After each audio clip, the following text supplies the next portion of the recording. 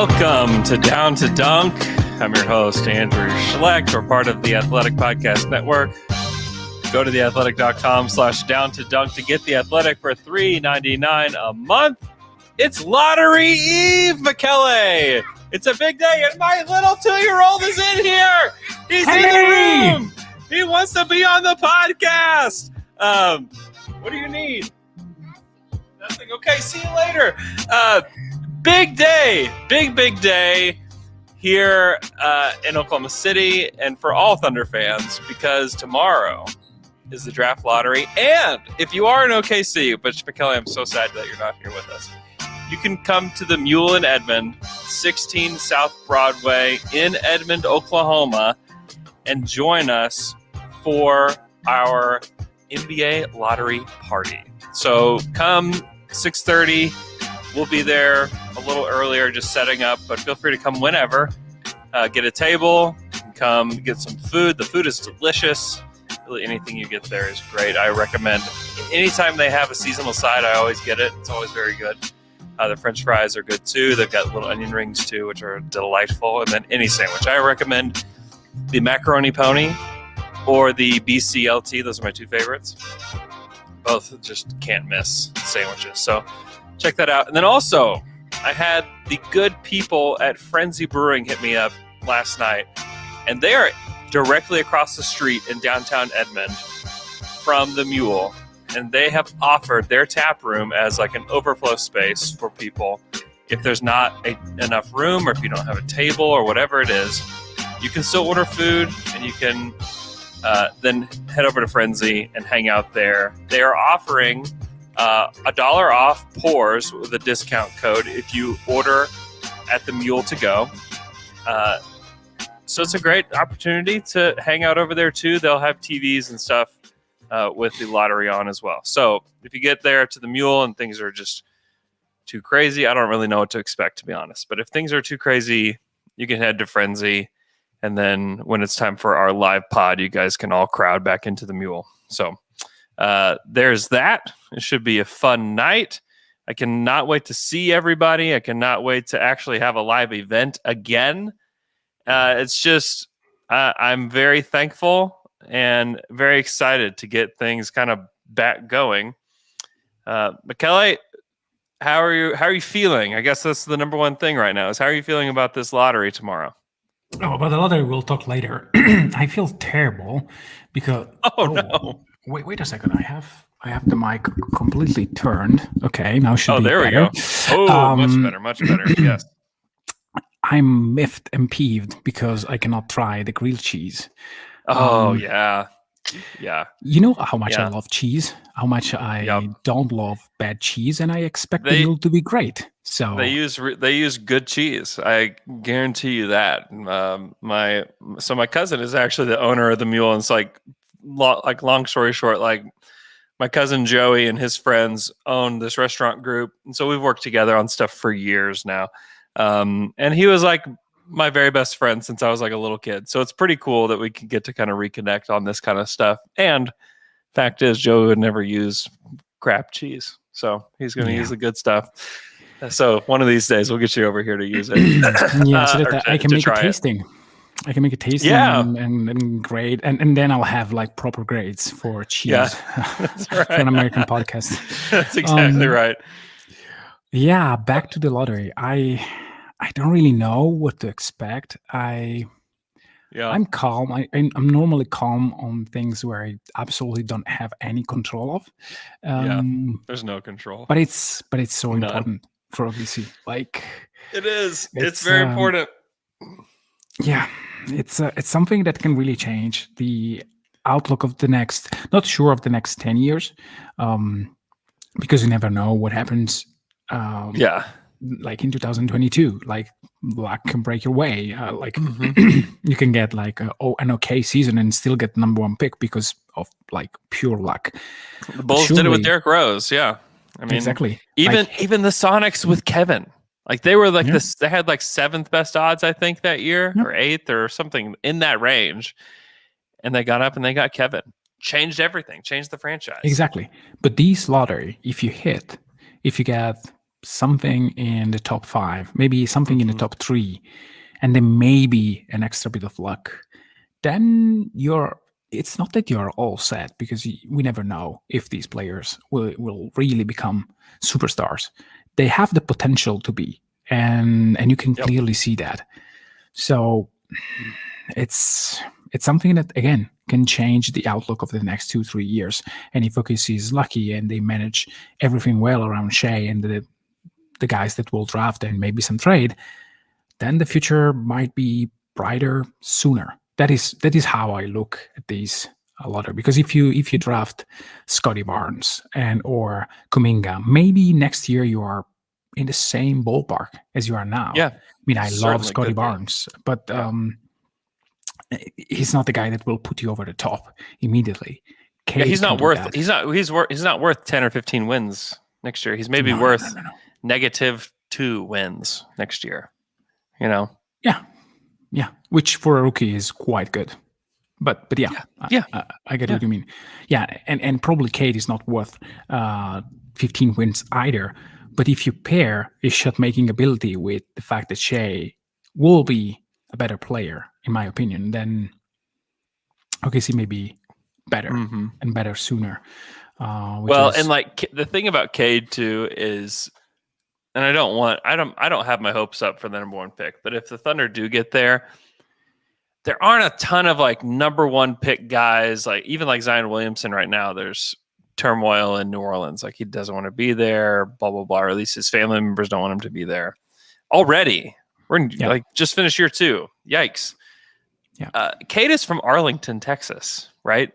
Like just a stone's throw from OKC. He went to Oklahoma State, even after all the drama that they had where they might not even be able to play in the tournament. He decided to commit there. Yeah. Like he's just, if there was a star that would say, yeah, I'll commit to OKC for forever. Like he's kind of cut from that cloth where you could see it. Now, Jalen Suggs maybe.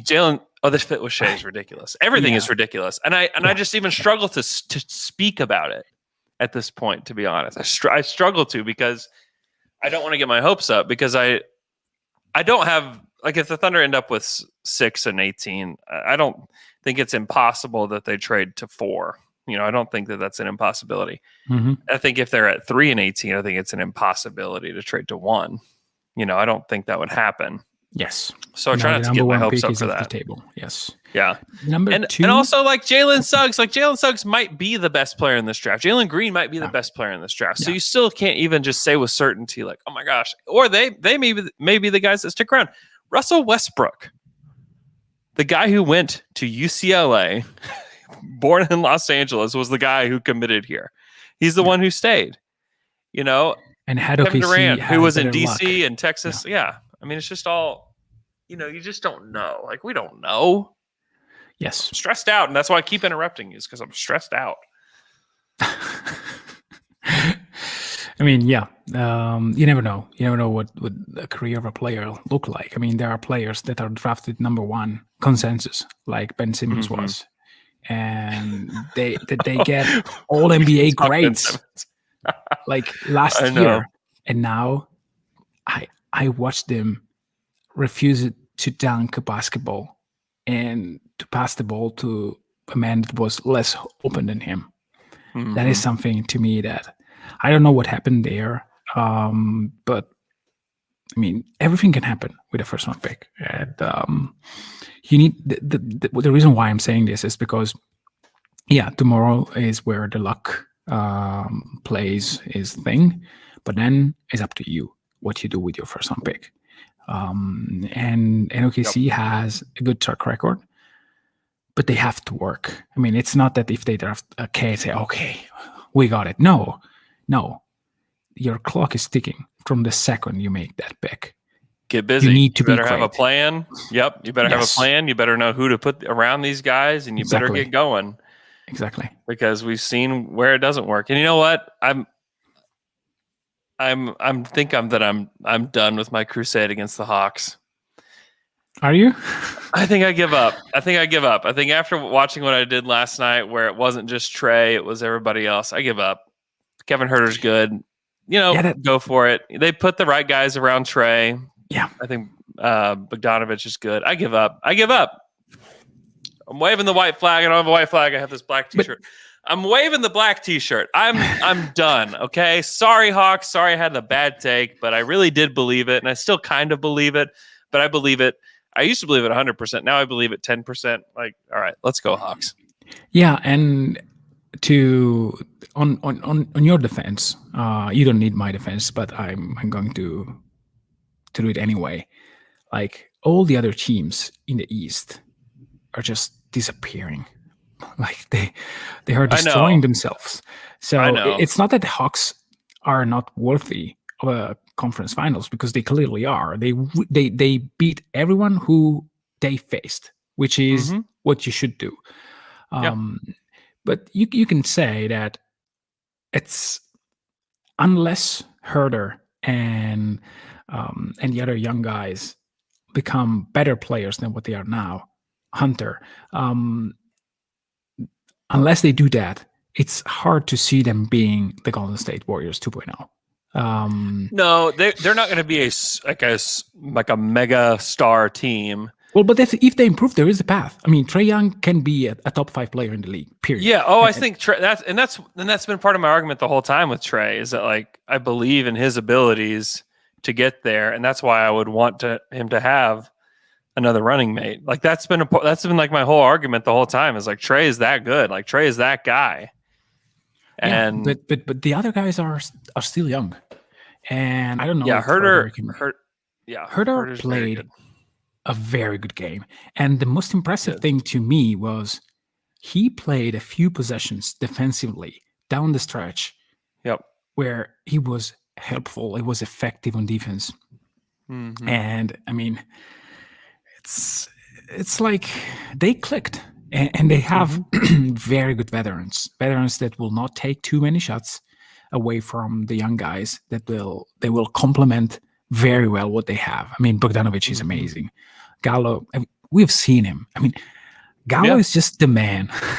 The play he made on Embiid was similar to the one that he made against Luka Doncic in one of the regular season game last year, where he holds. And Gallo is like that. He may very well disappear in the Western Conference Finals, but he was there and he was effective against Philly. So yeah, I mean, it's good. It's good, and this shows us that there is no single way to greatness, and maybe getting good value for players, it's still okay. Like they got enormous value for Capella. Enormous. They just paid a very good player in Bogdanovich. They paid Gallinari. They didn't have to pay anything in terms of assets, and those were all good players. And you need to make it work. Lloyd Pierce was not able to, but I mean, those are tools that you can play with, and so yeah, maybe this is a lesson for us. There's not just one way. And maybe Atlanta will get a free agent because of that, because they are in a market that can be a great market. It's a great market. It is. It's a huge city. Yeah. Who knows? Who knows what happens? Maybe there is a star that will see what is happening there and say, well, you know what? I would love to play with Trae Young. And there you have Zion. Your second. Maybe Zion. Maybe Zion says, well, I want to get there. And Atlanta has all the tools to make a trade like that. They didn't overcommit their future to do that. They've got young players. They've got draft picks. They could send Kongwu. They could send Cam Reddish. Exactly. 7 first-round picks plus players. They can do that, like picks and swaps. And they still have guys left. Exactly. They have a competent roster. You could send Bogdanovich even if they're like, we want him. But you don't. You don't want. I really love Bogdanovich more than. I know. I'm just saying, but you could, and you could still have a great team. Yes, you may. So, all right. Sorry, Hawks. I messed up. All right, let's take a spin on this lottery simulator on tankathon.com. So, whoops. If you're looking here, 1 day, 5 hours, 50 minutes, and 50 seconds until the lottery is announced. Yeah, don't do it. What's your prediction? I don't have a prediction. What are we predicting? It's like for this run. Not for this one right here. Yes. I have nothing. That's what I have. I have nothing in me to predict. I predict I 3 gotta and let 5. go. I have to completely let go. That's what I have to do. The next one will be 3 and 5. Go ahead. All right, here we go. Let's see. Nope. Too bad. 6 and 8. 16 and 18 is where we're at today. Yeah. I have to remember it's 6, 16 and 18.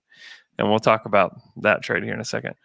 Another spin, 5, 16 and 18. This is a reality here. A big slap in the face of reality. Wow. 6 again. 6, 16, 18. It's hurtful. 5, 7, and 16. Not as bad.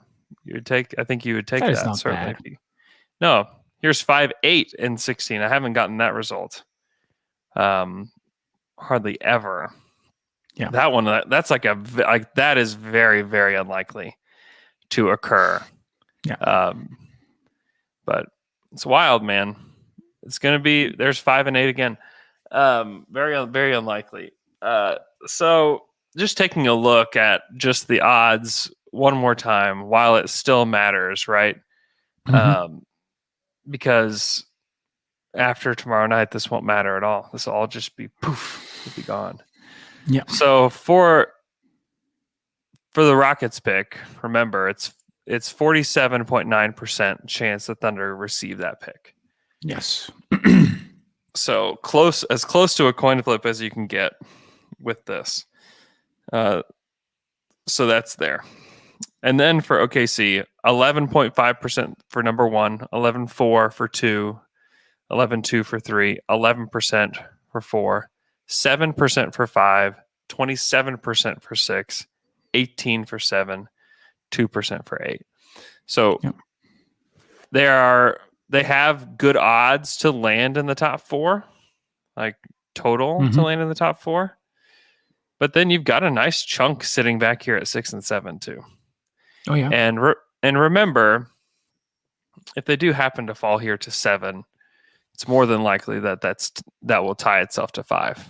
It's not guaranteed, but it will likely tie itself to 5. So if you see the Thunder draw at 7, odds are increased that this is also OKC's pick here. So don't flip out if they draw OKC at 7 or 8, especially at 8. 8 is like almost guaranteed. I think it is guaranteed. Yeah. So if they draw 8, just know like you get the Jonathan Kuminga, Scotty Barnes spot too. I think it's because they need 4 players to jump them, 4 teams to jump them. Yeah, which means that Houston is the 5th. Yeah, 5 and 8. Yeah, is, so it's not ideal. Obviously, you want to get a pick in the top 4. You want one of those 4 guys, even 5 guys. You want one of them. So it's a stressful night. Stressful night for lots of teams. Stressful night for Minnesota Timberwolves, who would like to wind up in the top 3 as well. If they don't, they'll lose their pick to the Warriors. We have the Orlando Magic, even, who have a chance to get another lottery pick if the Bulls fall to 8 and 12, right? Yeah. So it's exciting times. This is going to be very exciting lottery tomorrow. Again, come join us, hang out with us during the lottery party. Let's get back out there, guys. Let's hang out again. Let's experience either the pure joy or the just madness that will ensue if they don't get one of these picks. I know that we don't have we cannot talk here too much about the draft, but since I watched Scotty Barnes, my life is better because I know that even if the consolation prize is Scotty Barnes, and I'm very, very, very positive about the fact that wherever OKC lands, they have enough to get Scotty Barnes if they want him. Sure. If that's the guy, then sure. But the fallback, like to be able to draft a player like that, and I know that we watched Ben Simmons failed in the we sure did. playoffs. We sure did. But I mean, I cannot shake the feeling that that guy would be a soul of a great team, and that's you the need one thing about him that you love, right? Like that's if you're gonna take obviously like he's got for his size, like the skill level, all that stuff, but he will be the heart and soul of the team. Yeah. Like he will take all of that on and he will be that. And he will be making plays in crucial moments just because he likes to get in the mix. And he's going to be a vocal presence. He'll be a fan favorite. It will be, and we can transition to Ben Simmons here in a second, but it will be terrible to root for a guy that doesn't shoot it, though. That will be the terrible thing. Shoot it. He will not be able to. Right. Maybe that's the line of delineation right there. Okay, before we talk Ben Simmons, before we talk Kemba Walker trade, which Kemba Walker's on the Thunder? Yay! That's so weird. What a weird world that we're living in. Let's go over to the stream. We have Daniel Tamasi says, "What's on, boys?" from the UK. Paul Gray says, "Loading up on some Benadryl. See y'all on lottery day." Oh, Tyler Field says, "May the balls be in our favor, gentlemen." Falk says, "Ayo" in Denmark. Let's see. Chad Scott in Yukon. We have Steven in Maryland. JD Brown says, "One more day." Miroslav, who's in Germany, says he's so nervous. Hoopstock 69, his heart's been racing all day. Man, we need to send a lot of people to urgent care. Let's see. I guess I said this. Okay, see you later to my son on draft night or on draft eve or lottery eve. Sorry. Let's see. Hello from Tulsa from Clinton Fowler. Alex Bullerjack, my buddy. What's up, man? Thanks for joining the stream. T, who is in Miami, is here with us. Fetty. Let's see. He's giving some cheese advice to you, Michele. He says next time you go to Oklahoma City, take some Aperol and some. This is the drink Moscato with you, Michele. Last week. Was it last week? The Spritz? The Spritz was last week. Yeah, yes, for sure. Yes. Dan Mayan is in Rhode Island. Let's see. Michael Clampett is an angry Texan. Oh, angry Texan is the goat mule sandwich. Oh, okay, sorry. I don't know that I've had that one, Michael Clampett. Let's see. Josh is in Kenilworth in the UK. We have Tyler Carroll, our resident lottery expert here, who's saying, "Let's go 1 in 5." Thanks for joining the show. Nate Thomas in Omaha. Yeah, right. I know. Thanks for the jinx. We have lots of people here today. What's up from Orlando? Kyle Clark. Robert Whitrock is at St. John Hospital. Thanks for joining, Rob. Jay Smith, our guy Jay Smith. What's up, dudes? What's up, Jay? Thanks for joining. I think that's where we'll stop. Thank you so much for everybody for being here. Hooper's Heaven in Toronto. Big Kalachi in Houston. Eric Mai from Denver. Max Weston wants Cade. Ethan Salter in Athens, Georgia. Nice. I've been there. Nice place. All right.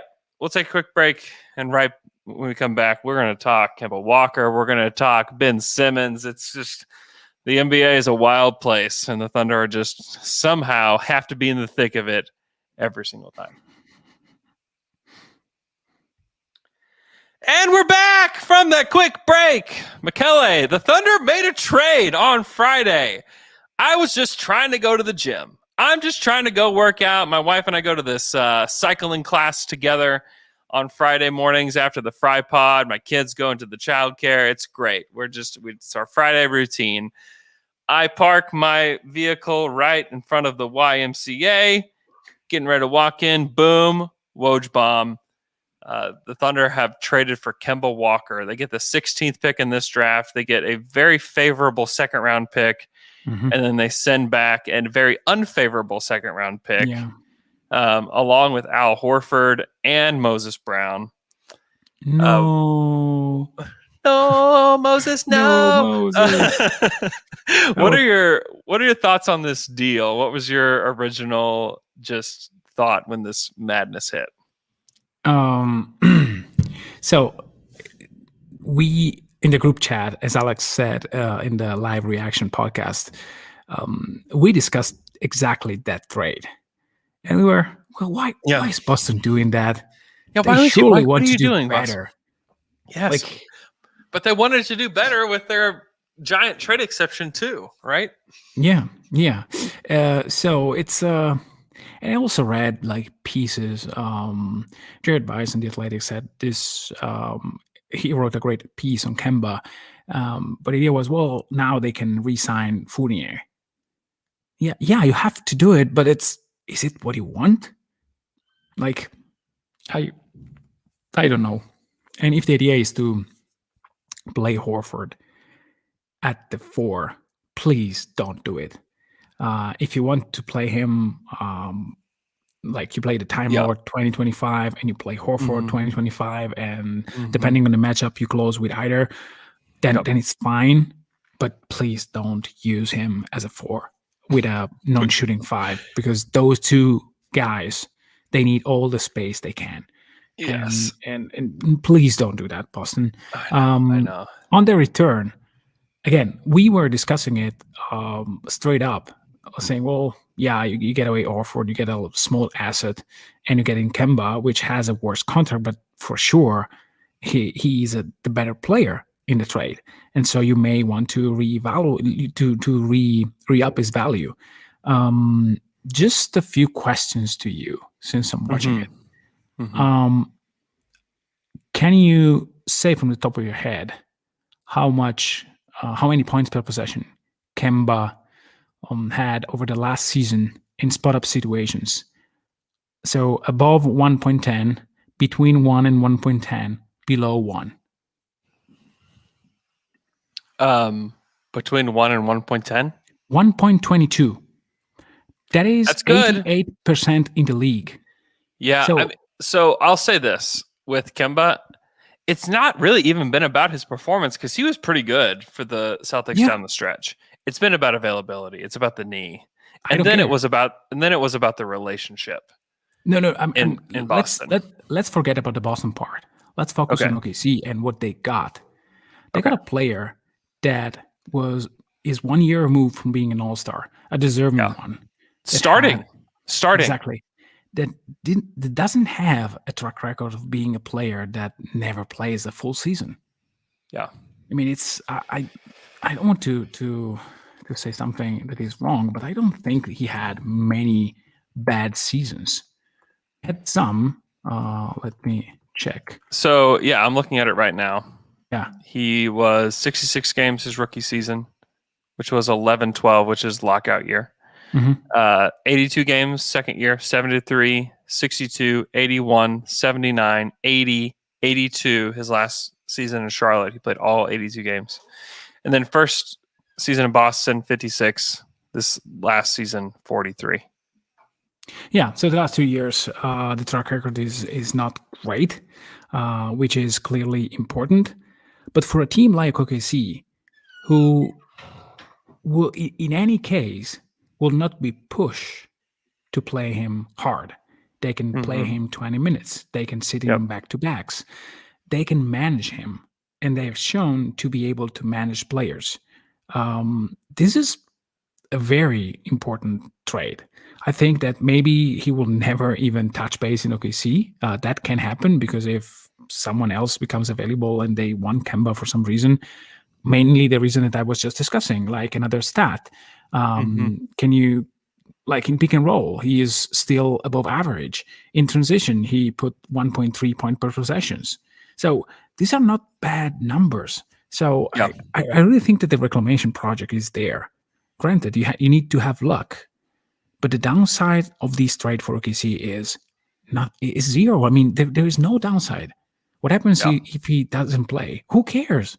You have Doesn't insurance. matter. It's not even a money question. Like, yes, you cannot spend those money, but if the player cannot play, there are insurance that covers you. So to me, like when I read on Twitter, and I will go on not very short run here. I read on Twitter, well, look, Presti, they will never be able to use. What is he even trying to do? Like, you need to focus on every single move that he made and ask yourself, was this a bad move at that point in time? Yeah. And the answer is always no. Like, it was the right move to trade Russell Westbrook. It was the right move to trade CP3. It was the perfect move to trade Dennis Schroeder. It was the perfect move to trade both Danny Green and maybe Danny Green is the only one who can say, you really want Horford? But then look at now. You net another first round pick. Yeah, And you can say that development wise, having a savvy veteran player on your roster that can teach Shea how to play in space compared to Danny Green, who is strictly a spot up shooter and a great defender, then he may, like Horford, may have been more helpful. So every single move, and in the process that is good for your present, you're building for the future. How this can be bad? How? Like, I don't believe for a second in the, well, you will overpay because they will just ask for all your. They may. That's the dumbest reason. But it's just not, that doesn't make sense because those teams that will be trading those players want the asset, right? And the asset being picks. They want the picks. But they're not going to sit back and say, well, Presti could give us more, so we'll accept less picks or we'll accept the same amount of picks from somebody else or whatever. Exactly. Listen, Sam Presti makes more trades than just about any other GM in the league. And just because he has assets, it hasn't stopped other teams from making deals with him. Like Golden State didn't think like, well, we don't want to take on Kelly Oubre because Sam has all these picks. And we don't want to that's stupid. Like, that's ridiculous. It didn't happen with George Hill. Like, the Sixers didn't sit back and say, well, they have too many picks. We don't want to make this deal with them. No, they got 2 second-round picks for George Hill. They're continuing to make deals. They just made a trade for Kemba, and people are just overthinking it, and they're trying to be smart. And this is just one of the diseases of Twitter, right? Is that everybody feels like they have to have a take. Everybody feels like they have to be smart. And sometimes I was surprised by who said this. Like, there were national media people saying this. Yeah. Not like regular dudes.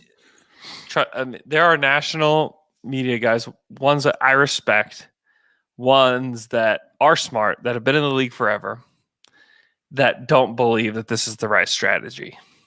There are lots and lots of them. That's not uncommon.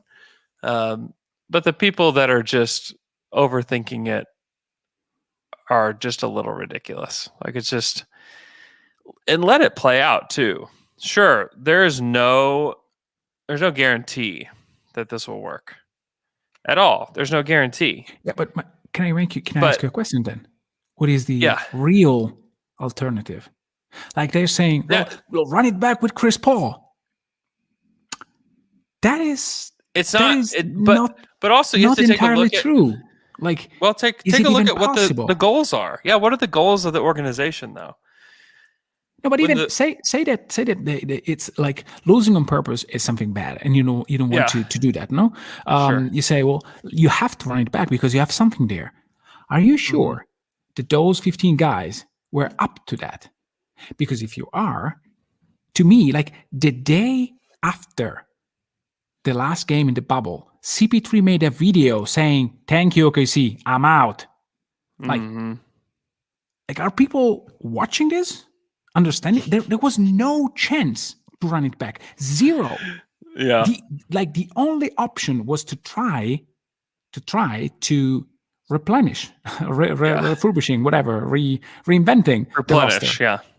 Like, but also, like, there wasn't the chance for that. Also, because it was the plan. It was the plan all along. Yeah, but it's supposed that there is no plan. I don't think that the same players would be on board for another season like that. Yeah, can you bring Gallo back? I don't know. I don't think so. Yeah, We don't know. Maybe with a huge overpay. Yeah, maybe. Yeah, I don't know. I mean, here's the thing. Like with the goals in mind that they have, they're doing the best thing for themselves. Yeah. With the goals that they have presented. That you couldn't do much better than where they are today. Now, tomorrow night we'll know even more, right? Mm-hmm.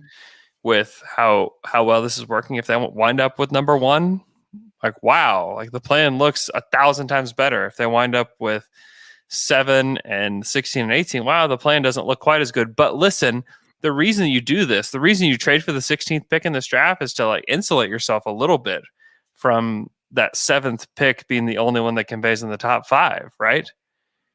I mean, that's the reason for it.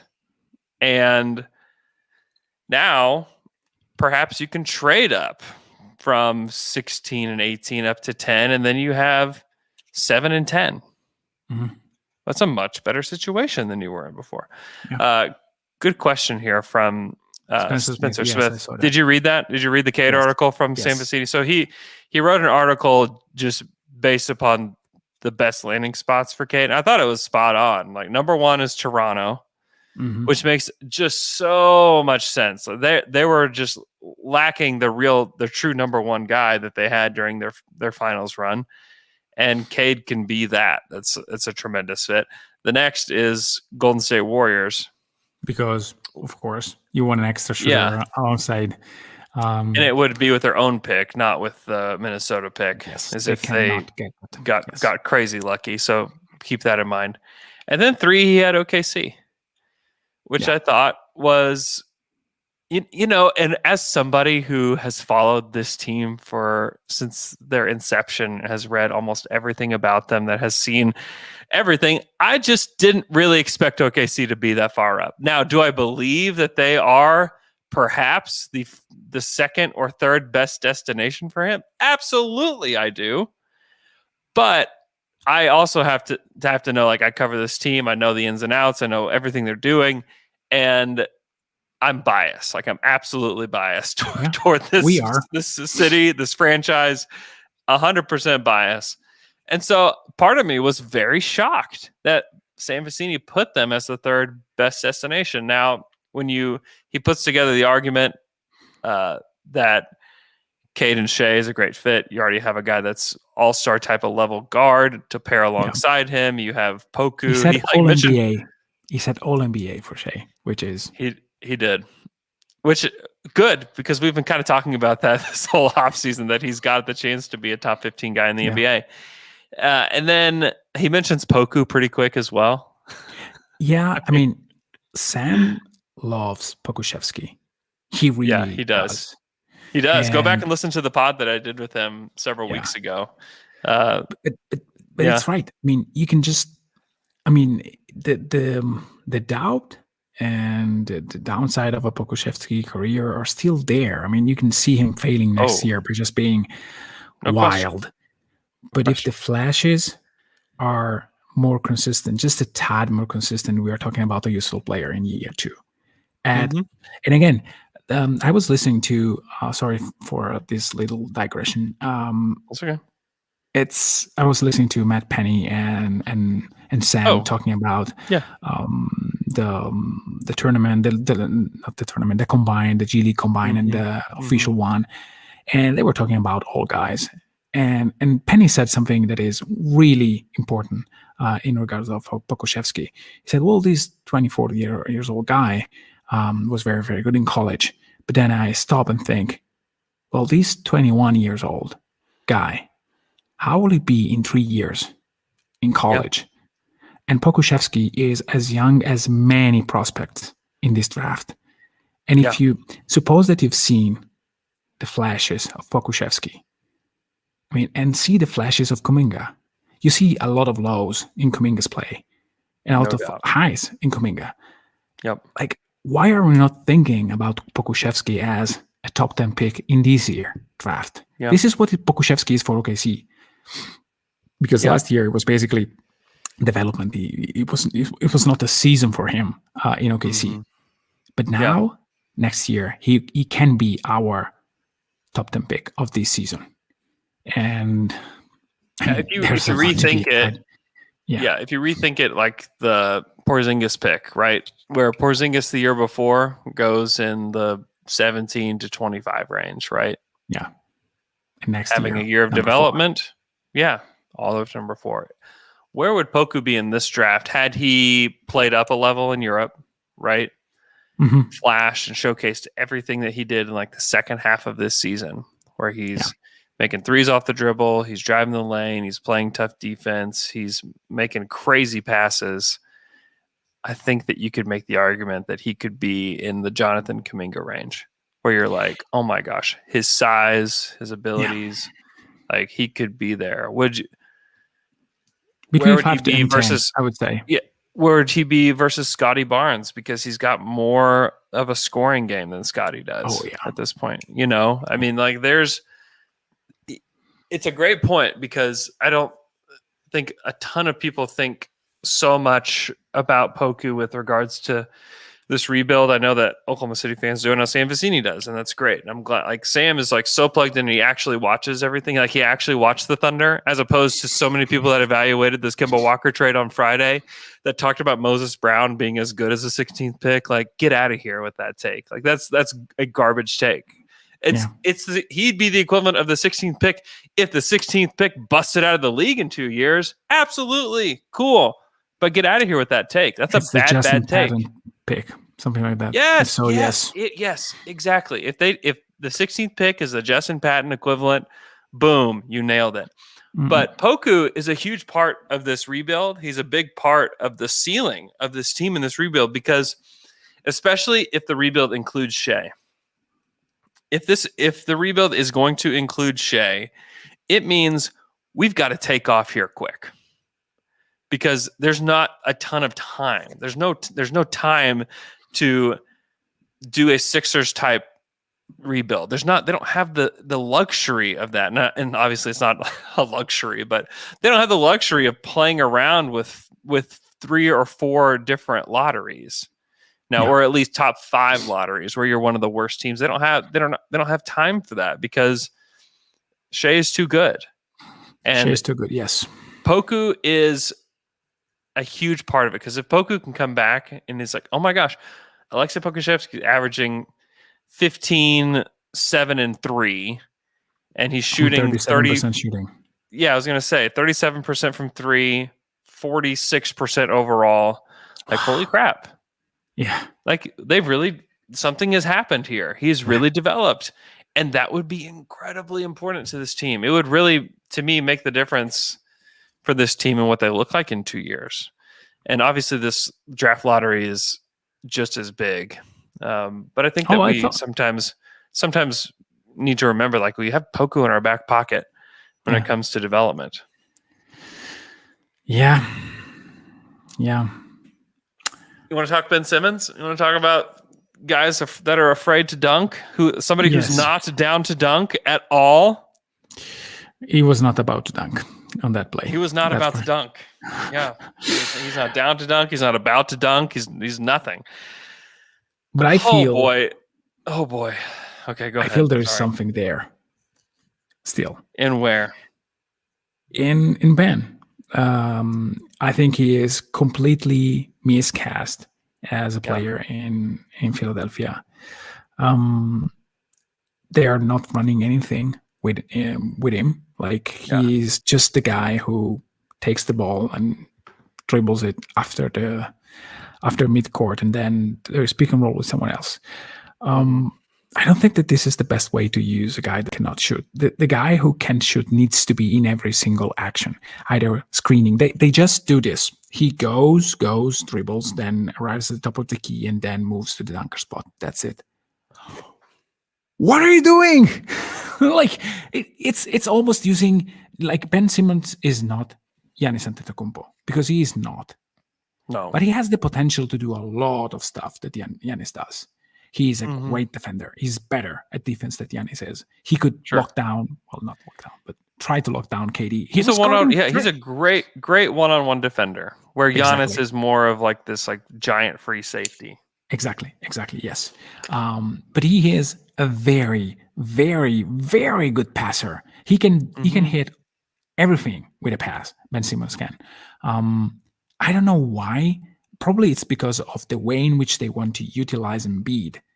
But if you don't have Embiid and you have just Ben Simmons and you say, man, it's we don't care about the free throws. We absolutely don't care. We don't care about how many touch you miss. We just want you to be in every single screening action, either as a ball handler or as a screener. We don't care. We don't want to see you like still for one split of a second. You just have to move around, set screen, be mean with other guys. Like just be everywhere. This is the way in which you want to utilize Ben Simmons. And once I see that, and once I see that failing, then I can see, well, there's something off. Because I cannot shake from my head the fact that he's a super talented guy that can do many things if asked. Of course, if you want to play through Embiid, then playing between Simmons and Embiid, it's difficult. But imagine Ben Simmons as the center for OKC, which is the same philosophy of having Scotty Barnes there. It's not very different. Yeah. Like with Pokusevski, with Cade Cunningham, like you have all the shooting, and then Ben Simmons who can do everything. It's not dissimilar from Draymond Green. If they had the number one pick, then I would say, all right, if he truly is available, which we don't even know if that's the case. I think everybody kind of believes that it will be. Then yeah, go get him. Because then if you have Shea, Cade, maybe Dort has to go in the trade. Poku, I don't know what the trade would even look like. I don't know. I don't know that I wouldn't give up a ton for him today. Kemba picks. Depends on what the picks are. Depends on how many, certainly. Man, what a disappointment, though, if you're Philly. But also remember, Kemba's 31. Kemba's not 36. No, he's not. So if Kemba can get right, which is not a guarantee, which I get it. It's a mess. It's a huge mess in Philly. But if the Thunder drew 7 and 16, 18, then I don't know if I want Ben Simmons. But if Ben Simmons is for sure my third best player, like, okay, that's fine. And I also would love to see the situation with Ben, because with Philly, it's been, okay, Ben, you're already good, great. Like, we have to win playoff games now, or else you're worthless. Like, you have to perform in the fourth quarter of a game 7 in the playoffs, or else you're worthless to us. And he was like, he just straight up was. I think they may have done better had he sat. Now rewind, throw him onto this team where it's just like, you know what? Because this is the way the Thunder will start next season, no matter what. Ben Simmons here, Ben Simmons not. Doesn't matter. It's going to be, okay, we know we have these talented players. We know we have some of these younger guys. We don't really know what we have in them.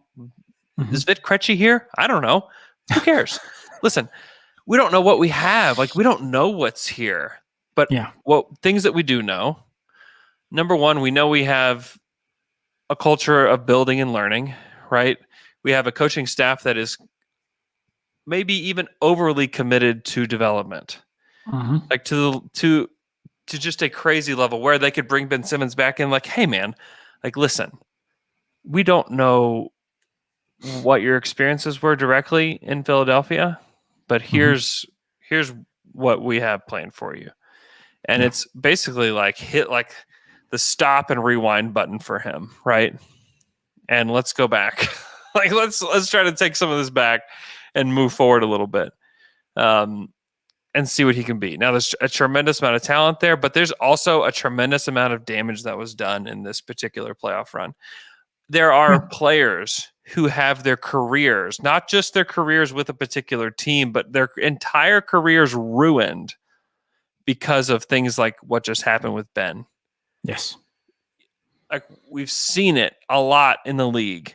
Good, high profile, solid players all over the league through the years, that dunk moment where he hesitates and throws it to another guy that is perhaps a worse scorer than he is, who It was is being Tybalt, guarded. wasn't he? Yes. That moment could be his breaking point moment where everything just completely breaks, right? Yes. Like that could be it. And then I don't care if it's Kemba and nothing. I don't want him. I don't want him on the team because The commitment the is fact is huge. he The salary and commitment is carries huge. the salary's huge, the personality, the internal, not even necessarily the external personality, but the internal personality is big. And it's something to deal with. Yes. And if that series broke him, I don't want him. I don't want him here. Now, if he could come here and you could basically take, if he's like a misbuilt Lego set, like you can take the Lego set apart and try again. If that's possible, then perhaps, you 100% do it. Even if it's Kemba, Dort, 2 firsts, you do it. Because this is the number 1 pick in the draft, the former number 1 pick in the draft. Yeah. You do it. But I don't know. I know so little about the situation internally to be able to say whether it's one thing or the other. But it's probably somewhere in the middle, right? It's got to be somewhere in the middle. And in the middle, I don't know. I definitely would not give up Kemba, Dort, and 2 good firsts for him if it's in the middle. It's I think I'd rather just build more internally, more of a natural rebuild, and then find like a trade that actually like fits. Yeah. Like with these guys. I think that I would rather wait for it because I don't, especially if you add another big time ball handler, if you add Suggs or Cade or somebody like that, even Jalen Green, who's like going to need the ball. I just don't know that I would do that because the dream with Ben Simmons is, he just becomes Draymond Green, right? I think it can be better. Well, yeah, but I mean, like that role. Yes, like that's his role. The point is the demeanor is not there, and exactly. And that is something yes. That is the only thing that, like, if you listen 5 minutes of talking between Mike Schmitz and Scotty Barnes. Yeah, it's hilarious how confident that guy is. Just saying, well, what do you do there? Well, I just destroy with my strength, take away everything with my great hands, and I will be just more powerful than him, and I will destroy him. It's all like this, and it's and it goes on and say, well, I'm just prideful. You will not score on me. It is, you want that with Ben Simmons. That part, I don't know where it is. I don't know. He's too cool. He's too cool. Yeah, maybe so. And if that is what you're worried about, then I can see that. Again, it's not that I want to see him doing all these things in OKC. What I'm saying today is, yes, he played horrifically bad against Atlanta. So bad. He was put in a terrible situation from his coach. Because if you and this is going on in the playoffs since he's there. It's only, and I remember Zach Lowe discussing this and deem it as madness to just have Ben Simmons taking the ball and then go to the dunker spot. That is not how you want to use Ben Simmons. Right. Just put him into some flair, like into some player action or off-ball action, whatever. Like free up Seth Curry with some off-balls. Do something. Just stay there. It's awful. It's terrible. It shows no trust. It shows like that Doc Rivers has zero trust in Ben Simmons. It has does not believe in him, does not trust him, does not trust him to have the ball. But then there's also the Ben Simmons factor too. It's not just his coaching. It's when he has the chance. Yeah, when he has the chance, he won't do it. Yes, but Tyler Fields says they used him like we use Robertson. No. When we use Robertson in the wrong way, like parking him in the corner, that was madness. But there was a moment when Carmelo was here where Robertson was in every single action. And screening, rolling, cutting. Yes. in that moment, you could unlock everything because he was a great defender with no passing. Go back and watch that Detroit game. They had everything unlocked. Everything had been unlocked. Exactly. Or look at even the games between December the 20th to January the 15th, whatever, between the Detroit accident up to, back to November the 20th. That was the moment where like Dre really unlocked his full potential as part of a team construction. And OKC had just one another non-shooter. Imagine if you have just one non-shooter in the on court. Again, it has not. That's also the thing. That's also the thing. That's all you can have in this league. That's it. Yeah, it's too hard. The Sixers couldn't beat the Hawks, and the Hawks, we talked about them earlier. They've been good. It's great. Yeah, they should not have lost to that team. No. That should have never happened. Part of it was Ben Simmons. Part of it was they're playing Ben and Matisse at the same time. And I love independently. I love them both. I love Matisse Thybulle. I think that guy's great. There are very, very few defenders that can do what he can do. But when you play them both together, Atlanta can say, we know Ben Simmons isn't even going to dunk the ball when he's 2 feet from the rim. It doesn't matter. Don't guard him. Don't worry about him. And if he is 2 feet from the rim, just make sure you're in the vicinity, and he may not even take the shot. So who cares? We just need to make sure that Seth Curry and Joel Embiid don't kill us, right? And Tobias Harris. And that's it. It was a disaster. It was a disaster. It was a horrifically coached game. It was a horrifically coached team. And it was also Ben Simmons' head case series. Yeah. I want to see him in Portland so that Dame can resurrect him and we can all have back our... That'd be great. That'd be great.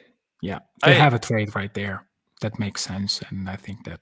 But anyway, we're going too far down this rabbit hole. But it's fun, man. It's fun. I'm excited for the lottery tomorrow. Please come hang out with us. 16 South Broadway in Edmond, Oklahoma. We will do a live podcast afterwards. So after the lottery, stick around.